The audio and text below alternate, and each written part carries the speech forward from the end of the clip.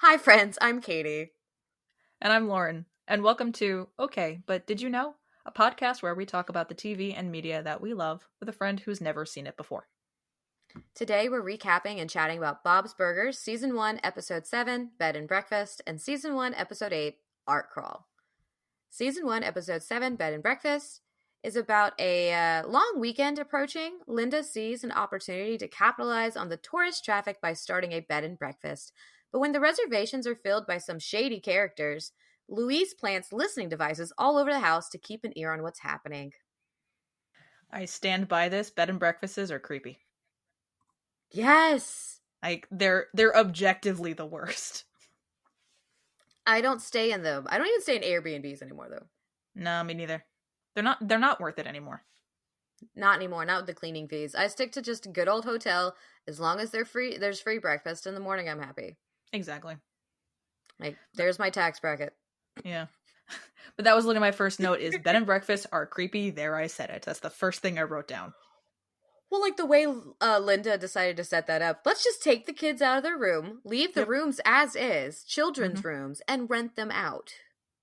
Exactly. And this is where you got to see that Louise has a closet. Yes, I did get to see the closet room. I wrote that down. All right. Okay, here's the closet room. Yes, the closet room. Which, to be fair, honestly, was bigger than I was expecting when you said closet room. It's a pretty big closet. That's like a decently sized walk-in closet. Maybe it's because no one else has a good closet in the apartment, so they're like, we're just going to turn this one spot into a really big closet. But like, not knowing that like it's going to be a child's bedroom, but it's like very much like if you're going to have like a coat closet or something like in like your living room, wherever it is, like that's a big coat closet. That's like storage space. Yeah, right? So did you pay attention to puns? I tried. I didn't quite catch the first burger because I wrote down, is the burger the barely legal burger? I don't think that's what it said, but that's all I caught off of it. The Camembertly legal burger.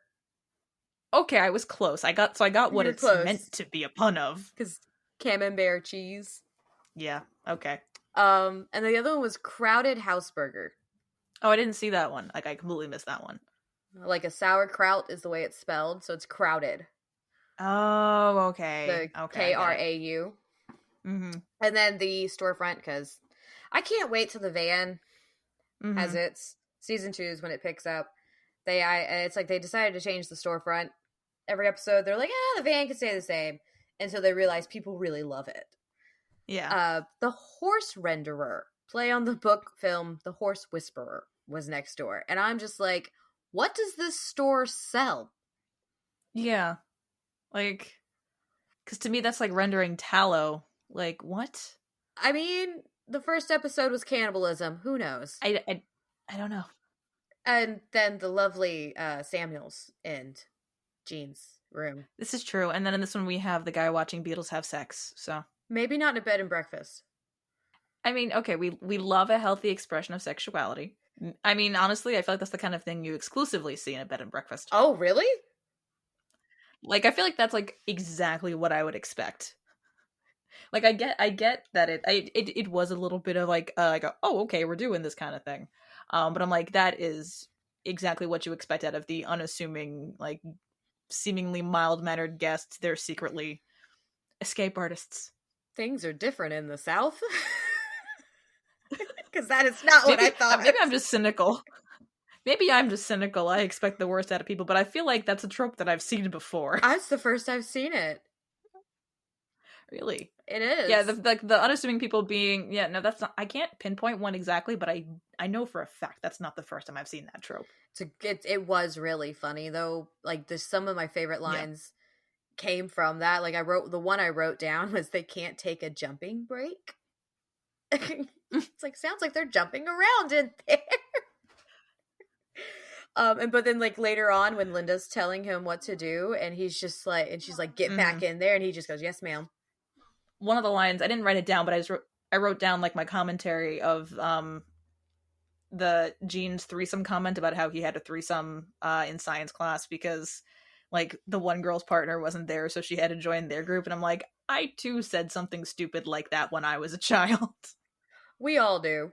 Yeah. My daughter has also said things like that, and I'm like, that's not what you think it means. Let's not use that term. So I don't have a ton of fun facts, just because there's just not a ton of fun facts for this one. I relate to Teddy. I don't like mascots. I wrote that down too. Furry characters are creepy. They're very creepy, and I don't like them. No. So, like, anytime, like, even if we do something fun and my parents are involved, it usually is, let's get the kids to go see the thing. And I'm like, no, if they don't want to, they don't have to. And usually they don't want to. I've watched those things make so many children cry. No, thank you. They're terrifying. They're the terrifying. eyes don't move, or they don't have any. Like, I was okay with them as a kid. Like, we don't have too many photos of me being terrified of furry characters or like fur characters at like Disney World. I think the only one we have where I look wary is of the genie from Aladdin. Something wasn't up with him, but I was only like 2. This isn't the only episode where we get some animalistic costumes. Okay. When we get to the next one that you see something similar in a sense to this, I seriously cannot wait for your opinion, because you may have some opinions on this that are just like out of left field. Cannot wait. Don't remember when it's going to be. Don't ask me, but it's going to be wonderful. Okay. I'm looking forward to it. Teddy's ex-wife, Denise, is seen for the first time in this episode briefly when Teddy has flashbacks of her having sex with Ray, the guy in a seal suit. Yeah, I saw that. So I don't understand the appeal. Not kink shaming. Not kink shaming. Not, just not for us. Just not for us. I just don't see the appeal personally. Neither do I. No matter what our TikTok lives think we want to see. Yeah. I still see it come across. I still see that come across my FYP. I get confused. I was like, what have I liked that has brought this to me? I don't know. And then the other thing I really have for this one is the banner up in the living room says, "Welcome B&B BFFs." I saw that. And I thought that was cute. It's cute. But again, it's back to like the B&Bs and like in the forced togetherness and all of that. I'm just like, let people be as they want to be. Let the Samuels go do what they want to do. Leave the bug guy out of the main room. The pheromones, though. Just leave that. The pheromones. Oh my god. I wrote down bugs. No. Multiple times. Like even animated bugs. But Linda trying to. Linda trying to guess what an entomologist is, and she just goes butt doctor, and I'm like. As soon as he said that, I'm just like, no, this dude studies bugs. I don't want the bugs. This is one of those episodes where you don't know what's going to happen. I can say that was basically the entire episode. Honestly, one of the things that was the most shocking to me, this weirdly enough, is the fact that Linda is Catholic because she mentioned a communion story. And like, I don't know if this is my bias or just the fact that her mother is voiced by Renee Taylor. I assumed she was Jewish. Huh. Like, that's probably my bias. Well, like we said, it's pretty much assumed that they're in New Jersey. And I think Catholicism's pretty big there, right? It depends on the area. There's also a large Jewish community in New Jersey as well. Look, the farthest north I've been is Maryland. That's fair. But it's only because I have family there. But yeah, maybe it's because it's probably my bias. But yeah, I think the fact that Renee Taylor plays her mother, and then in the next episode we see Megan Mullally, although I don't know if she's Jewish, but she just always sounds Jewish to me, plays her sister. I think that's who it is. Am I correct? I didn't look it up, but it can't be anyone else. I don't know if Megan Mullally is Jewish though. There's that, so don't quote me on this. But like, I just assumed that of Linda.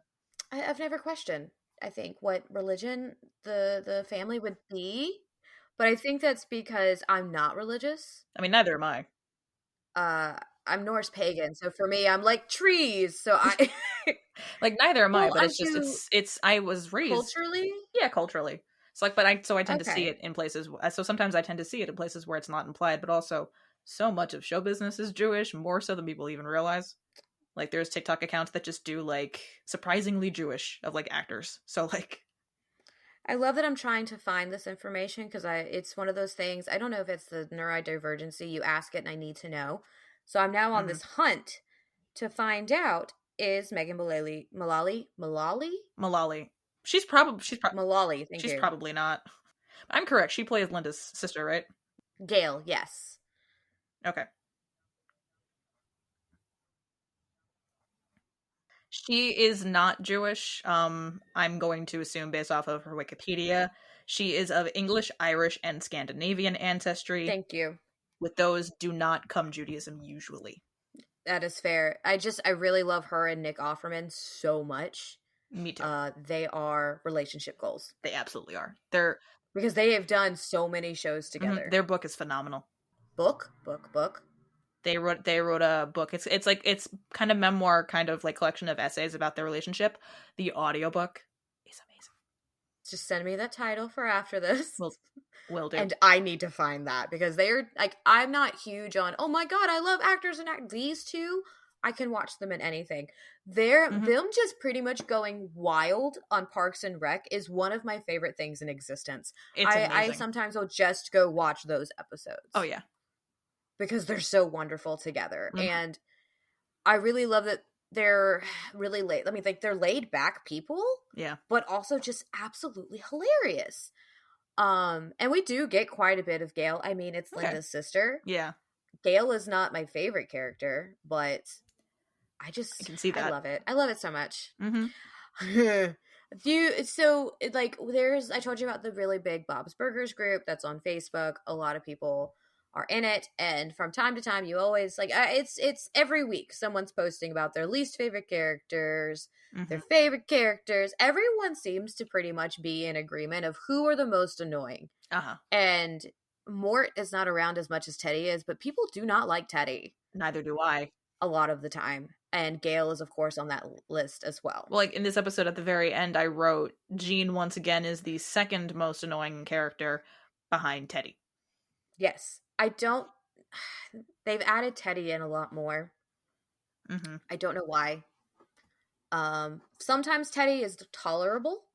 Okay. Sometimes I'm like, can we just get a little bit less of Teddy?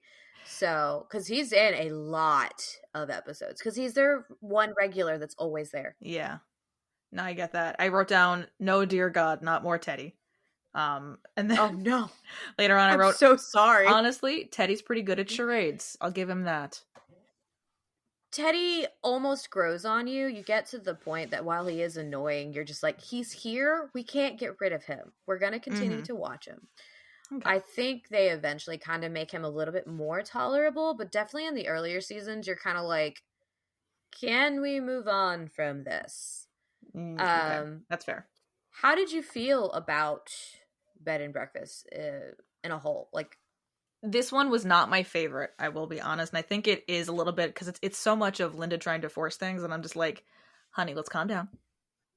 Let's relax. Let's maybe not lock the customers in their rooms. So it's like, and lose the key. And then you have people climbing out the window, which was funny.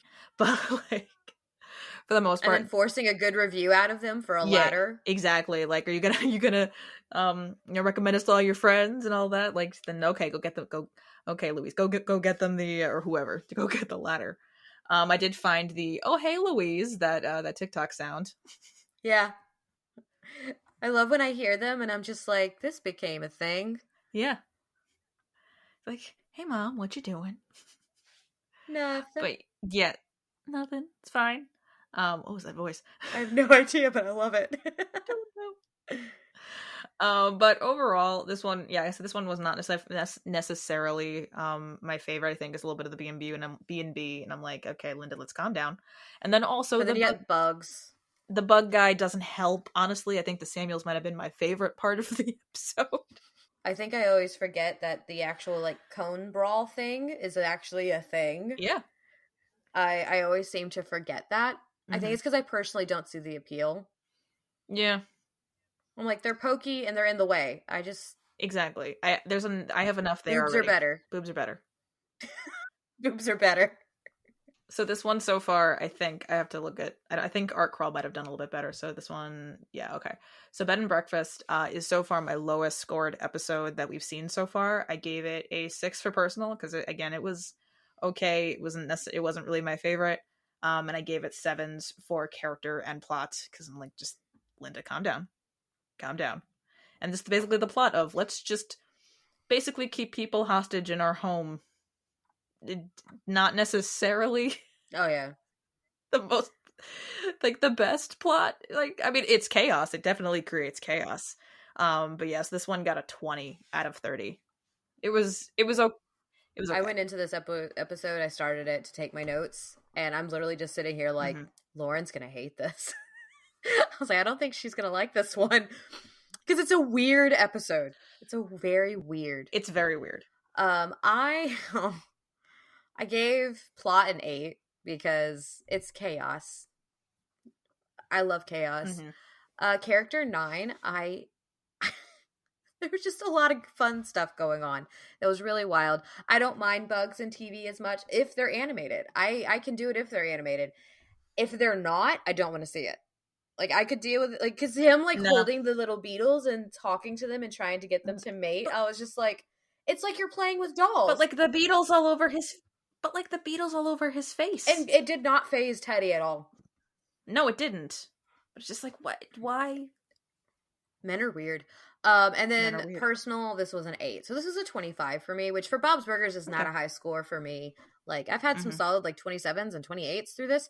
Still not a 30. We're not nearing a 30 for me for a little while, I don't think. I gotta look back and see. Okay. These are also the more raunchy episodes. So that's possibly why as well. Yeah. Okay. And so then we have Season 1, Episode 8, Art Crawl. Linda's eccentric sister, Gail, comes to town intending to use the restaurant as a gallery for her paintings during this year's art crawl. Bob is left totally oblivious to the comically explicit nature of Gail's artwork until it's too late. I love that you're giggling already. This is amazing. So what did you think of Art Crawl? I liked it better than I liked Bed and Breakfast. I hope so. It's... Honestly, I didn't mind Gail as much. I can see how she can be annoying, but I think the fact that she's played by Megan Mullally makes her more entertaining to me, because I'm fully aware that I am more heavily biased towards characters in any show if they're portrayed by an actor that I like. Same. Not really a spoiler, but eventually we get some Nick Offerman too. Because, okay, good. He's also in Central Park, which is made by the same people. Oh yeah, I remember that show. It's on Apple. It's on Apple TV, I think. I think he did that one. No, wait, not that one. The other one, The Great North. Okay. That one's not as good. I've watched it some. Okay. It's not the same dynamic. We had, of course, like you said, it's got Megan Mullally. We love Megan Mullally in this household, so I tolerate Gail simply because of who plays her. Same thing. Larry Murphy, who plays Teddy, also voiced Edith. This is the first time we have a situation where we have one actor speaking multiple characters, because even at this point, H. John Benjamin is not doing multiple characters yet. Eventually, he does a lot of characters. We get Officer Julia back, so that's Jerry Minor. Mort comes and goes. He's not a huge character in the show, but he does come and go from time to time, and that's Andy Kindler. Sam Cedar as Harold. And I'm weird about this one. Andy and Ollie are played by Laura Silverman and Sarah Silverman. Okay, I wrote down, are one of these kids Sarah Silverman? I don't mind Andy and Ollie. I'm just not a Sarah Silverman fan. Me neither. So I didn't even know Sarah Silverman had a sister. Neither did I. Until now. So honestly, I thought both of them were her. For the longest time, I thought they were both Sarah Silverman. Until I did this, and I was like, oh shit, it's actually her sister. I feel like Sarah Silverman is an acquired taste. Yeah, I feel that. Did you pay attention to the puns this time? Because this one was a little bit nicer. I did. So I caught I caught this. I think I caught the storefront and the opener, because I honestly, for a while, I didn't realize when you said that the storefront changed. For some reason, I was looking at it in the episode, not in the opening, because I was skipping the opening. You were skipping the opening? I didn't know that there were puns in the opening, so I was just skipping it. Well, I know that now, so I caught Attempted Crepe French Cooking School. Yeah, that one's a little weird. I was like, don't like this pun. Don't like this pun. Who wrote this? I caught that one. Probably a man. Because I'm not even going to say what that is a pun on. It's quite obvious. don't I think like we it. know what it is. I think we know what it is. So I caught that one. Okay. I caught the Salvador cauliflower burger. Just like, I know what they're doing, but like that's not the best pun. Did I catch any other puns? I don't. Oh, the Poblano Picasso burger. I got that one, Yes. which is Pablo Picasso. And I think this is the one time that they redo or have again a burger that they've had previously. And this may be the actual one time. It's new baconings again on one of the days. Oh, okay. I didn't catch that. And I think it's because Teddy asked for a bacon burger in the last one. Maybe. So that's my theory, but that's a personal theory. But they did have new baconings again, and I think it really is the only time that they do that. I did, not a pun, but I did like the Pink Elephants on Parade reference at the very end with the the subject of her sister's paintings haunting her dreams. That like, is solid reference. That is one of my notes, is Linda's Butts Dream is a parody of the famous Pink Elephants on Parade segment from the 1941 Disney movie Dumbo. That scene terrified me as a child. Oh, me too. I think I hated it. There are so many sequences from like early Disney animation that terrified children. You got that one. You've got the one from Snow White running around the woods with that trees that are looking at her. Just the whole thing with the whale in Pinocchio. The entirety of Bambi. Yeah, honestly, the entirety of Bambi. I can't watch Bambi. Most of Peter Pan. I mean, this could be a personal thing. But did you go watch the 2003 version I told you to? I did not watch it yet. I've had other things. I've been busy. I'm going to ask you every episode until you watch it now. For future reference, this is being recorded while I am finishing grad school. Do not come for me. I have other things to be doing. You love me. I do. But I also would love to finish my degree. We are doing this. But I'd also like to finish my degree. So. Oh, you're going to finish and you're going to do wonderfully. It's been great. This is the first episode where Gene mentions his possibly imaginary friend Ken, who is an albino and does improvised hip hop. Okay. That's my note was, that's my friend Ken, and I had watched this, I think, right after seeing the Barbie movie, so after I wrote, I'm just Ken. I have not seen the Barbie movie yet. I need to go see it. I've seen it twice. I am jealous. I need to go see it.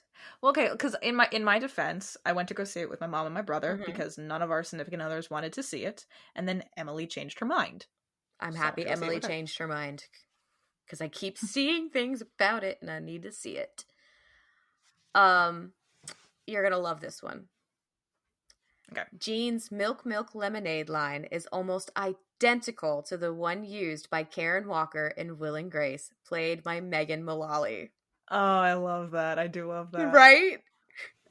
So eventually we have to do Will and Grace, right? Because I've never watched it all the way through. Okay. I've never watched it all the way through. I don't think I have either.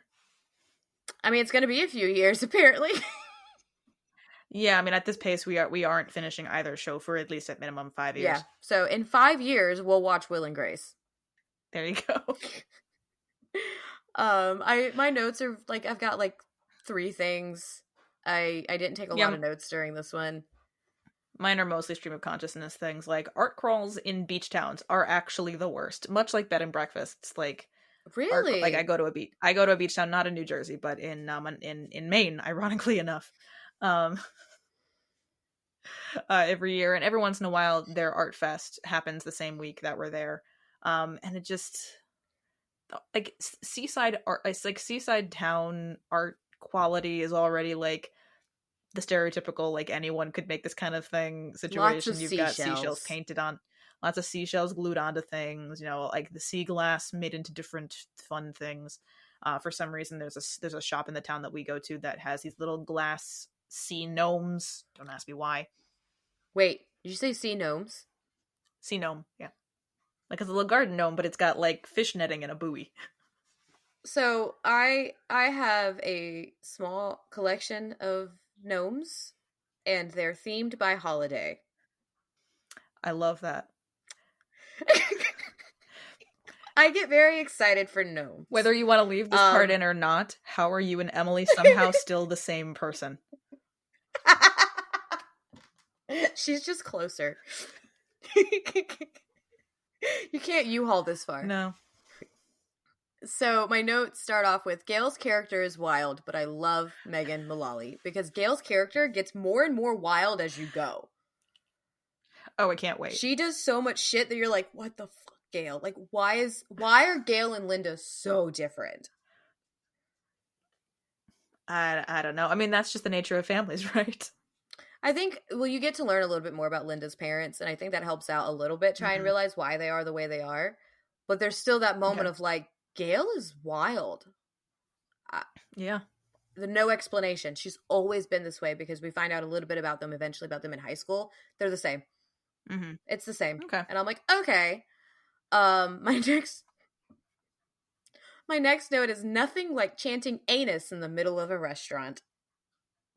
Because they just start chanting anus over and over again. Yeah. Yeah. I mean, you got the animal. I wrote down animal buttholes. I did not see that one coming. Like, I was fully expecting it to be like, I don't know, fruit arranged in certain ways. Like, I was expecting body parts of some kind, but I don't think I was expecting. I mean, technically buttholes are a body part. They are. What I'm saying is, like, I was expecting body parts, but I don't know if I was expecting buttholes. Did you know? Oh, you didn't know because you haven't seen it yet. Eventually, you do actually get to see Linda's underwear. Oh, okay. It is actually Linda's underwear. Okay. That she copied. Because you get to see Linda in her underwear eventually. Why she only wears pink panties, I don't know. They make her feel pretty. That works. My last note is Louise is going to do well in life. I wrote down, Louise is a hustler. I appreciate that. Why are we taking the same notes? Our brains work the but same. Like, a lot. Yeah, but like along that, I was like, Jean's painting looks like Microsoft Paint clip art. Dr. Yap is naked too, so that was. I saw that. I wrote, no new dentists. No. You will see Dr. Yap again. Okay, with clothes, I hope. Yes, with clothes. Okay. Thank goodness. Yap is crazy. So out of your new characters, what did you think? Because you've got Gail's new, Edith, Harold, Andy, Ollie. These are all characters you will continue to see. Okay. I mean, Edith is about what I expect out of an old lady that I wrote down. There's an art crawl association, but like that's the exact kind of thing you would expect this woman to be the head of. Honestly, yeah, because she owns the art shop. Yeah, of the new characters we got, ironically enough, and maybe it's because she's played by Megan Mullally, I think Gail is my favorite of the new people we've seen. But I think that might just be because she's played by Megan Mullally. Look, I just want to be able to talk to Megan Mullally, even if it's for 30 seconds one time. Honestly, one time. Yeah. That'd be great. That's a dream. Her and Nick Offerman together would make my life complete. Well, then I will make sure you get that audiobook, or at least give you the thing so you can find it. Because that way you can just listen to them. I need that so very much. Andy and Ollie you continue to see, but Andy and Ollie will continue to be the same that you saw. Okay. They have some funny lines here and there. They're Jimmy Jr.'s little brothers, so they are the spawn of Jimmy Pesto. Gotcha. I'm sorry. They make a little bit more sense when you're like, oh wait, these are Jimmy Pesto's kids. Yeah, now that makes sense. Those are all my notes on this one, though. Like, I have a few more that are kind of funny. I did write down like I had to get away from those anuses for a while. You mean Mort and Teddy? Yes, Tina. Yes, exactly. Yeah, I like that one. Good line. Them all walking down the street talking about how shitty, like how much they hate Art Crawl. Yep. I was like, I do agree with the kids that family is the people who can exclusively make fun of you. Yep. You know, if anyone's going to make fun of the paintings, it's going to be your family. And then at the very end, I have two notes. The part when Edith and what was the husband's name? Harold. When he offers him water and like she tells him no, you can't have the water. He's like, no, I want the water. I just wrote down water like from SpongeBob. I need it. The fact that he licked it off of the asphalt. Yes. Yeah. Yes. Or the concrete. I guess the sidewalk's concrete. But still. I was just like the whole time, like, just let the man have some water. He's close to death as it is. Exactly. Like, he could kill over in a second. You're a seaside town. It is very salty air. Give him some water. Oh my god. My last like funny note is just in the when Bob goes to confront them at the art store, and he starts painting anuses on all of their paintings.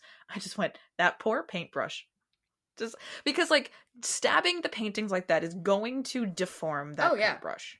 It's hard to get that back. Like, absolutely. Yeah, that's never getting back. So like, I mean, if it was a good quality paintbrush, like that's like, I mean, I don't know how much they cost, but I'm assuming a lot of money. You know, it's Edith. She's not the nicest individual, and I'm sure she's marked up the price plenty. I'm sure. Like a $30 paintbrush. It's a seaside store, so everything's got to be expensive to afford the rent. Bob seems to be the only one that doesn't realize he needs to increase his prices to afford his rent. I think so. I agree. I'm never going to get over that, the fact that Bob just... Because, like, even at the point when Edith wants all the money for the paintings that he's ruined, I mean, of course, Louise pulls out a wad of cash, but he's flat out like, we haven't sold any burgers this week. We don't have any money. And I'm just like, why are you off doing all these shenanigans instead of trying to sell burgers? It's art crawl. The question remains, why is your establishment cash only? It shouldn't be. And I get it because working in restaurants before, you have to actually pay fees. Yeah, the like fees credit card for fees. the credit cards. Yeah. And those can be really expensive when they add up. And if you're a small business trying to add up all those credit card fees, that's probably what Bob's like, no, I'll just take cash. I don't carry cash on me. And I don't know many people in modern time that do. No. Even back in 2011, a lot of people didn't. No, they didn't. And like, right now I'm thinking of like places in New York City that my guess is, I don't know if either American Express charges lower fees or maybe not very many. I don't know. I don't think they're no fee, but they're probably the lowest fees. Many restaurants and like small businesses in New York City will be cash only or Amex. Those are the only ones that they'll accept. Yeah, because I think Discover has higher fees. Yeah. Because a lot of places will not take Discover because of that. Yeah. But that's the joys of modern technology, I guess. And capitalism. Charge a fee to use a credit card. Yep. Okay. Obviously, this one did better than Bed and Breakfast. This one did better than Bread and Breakfast. I did enjoy this one more. This one got an 8 for personal. I think it's because, again, Megan Mullally's in it, and also it's like art crawls. These kinds of like seaside town art festivals are very recognizable to me. These are very recognizable like events and like art that you're seeing. So I appreciate that. Plot was good because honestly, I didn't see the twist of Linda being the one that painted the panties on the buttholes. I didn't see that coming. Right. So I was very, very pleasantly surprised with that. So that one also got an 8 for plot, and it got a 7 for character because again, it was good character, much better than last time. Everyone's less Teddy. Everyone's a little less annoying. So this one got a 23. I like it. Solid score. Apparently, I like this episode. It's got 9s across the board. Oh, wow. Once again, Megan Mullally. Yeah. This is just going to become a Megan Mullally stan podcast, apparently. The title can be, Did You Know We Love Megan Mullally? I actually like that. There you go. So yeah, mine's a 27. Okay. I don't think that's the highest I've given. For Bob's Burgers, my highest is a 29. Let's see, for Bob's currently, my highest is a 25. So you like the show, but it's not terrible. That's what I gave the first episode. Yeah, no, it's a solid show. It is entertaining. If I'm enjoying the plots, I'm enjoying the characters. Generally, it's gonna be a good time. Yeah, I gave Human Flesh 29. But that's only because that one got a 25. That one's really high for me. I know for a fact. Oh my god, season 2 only has 9 episodes. Yeah, it's very short. God, by the time we're done with like the first 3 seasons of Bob's, we'll be done with the first season of. Well, this is why we're doing 2 episodes of Bob's per 1 episode of once, because I mean there's more of them because there's 14, or they're going to start season 14, so there's 13 seasons of episodes right now. There's only 7 episodes. There's only 7 seasons of once, because like I think like current numbers wise, there's like 260 or something episodes of Bob's Burgers, and there's only 156. So looking at these, there is not a 30 in season 1. Okay. There might be close in season 2. close. Because there's a cut. Well, if you look at the titles, I'm curious what you can pick up off of that. Okay. And then season 3 is really where it kicks off, because that's the first season where we have 23 episodes. And season 3 is where they kind of started to slowly realize children were watching. Okay. And so they're like, ooh, we have to change this a little bit. But they didn't change it to a point that, like, some of it's still raunchy enough, but then they realized we need to focus on the kids a little bit. Gotcha. And that is also, season 3 is where we finally start the holiday episodes. The holiday episodes are a really big deal in Bob's Burgers because it's the only show, like, apart from maybe Friends, that I've seen much of a Thanksgiving episode.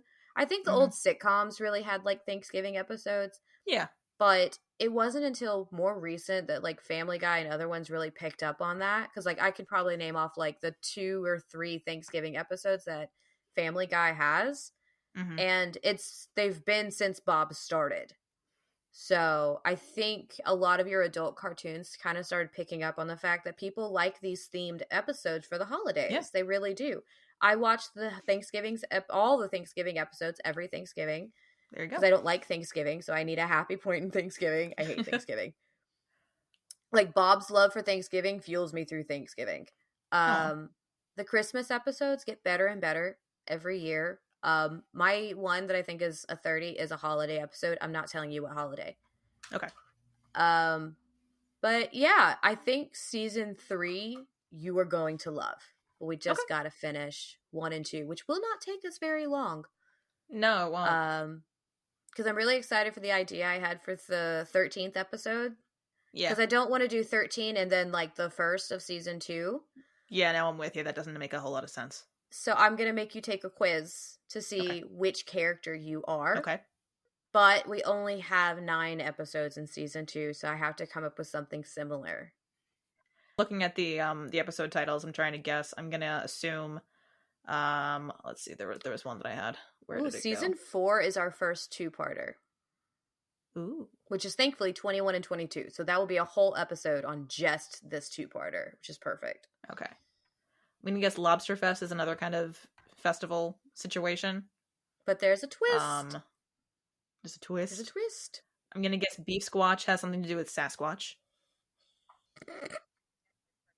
Every animated cartoon has to have something to do with Sasquatch. Beef Squatch is its own entity that I do not know how to explain and cannot wait for you to get to. It is a much-loved character. Okay. It makes you like Gene. I'm going to guess Linda-pendant woman. Is Linda having it with the family, or at least with Bob, and going off to forge something on her own? You are actually very right about that. Ooh, I think I found my other 30. Okay. So yeah, season 3 is still raunchy. I'm looking at some of the episodes and remembering what them about. But I mean, like, you look at season 3, there's an episode called Nude Beach. Yeah. So it's still fairly raunchy, but it's not as bad as, like, the Shish Kebab. Yeah. It was an episode. I don't have the titles memorized like you do of Once Upon a Time. To be fair, there's a lot more of them. But I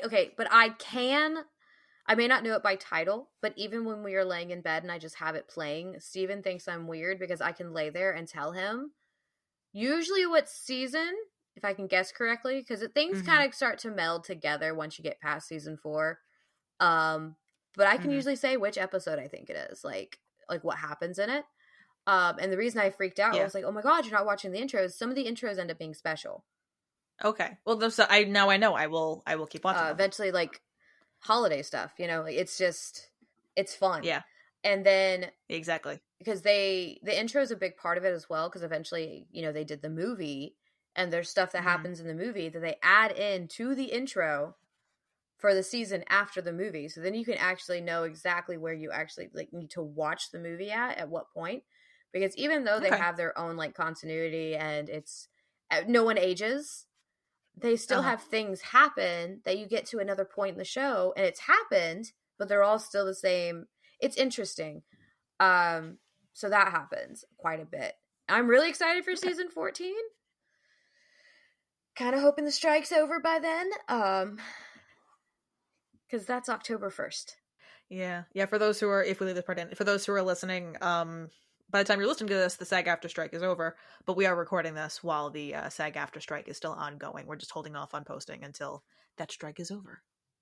Because we stand in solidarity. It's kind of hard to talk about a TV show or TV shows and not care about the people who write them and act in them. Exactly. Like, without the writers and actors, we would not have these shows. So, kind of and like we them.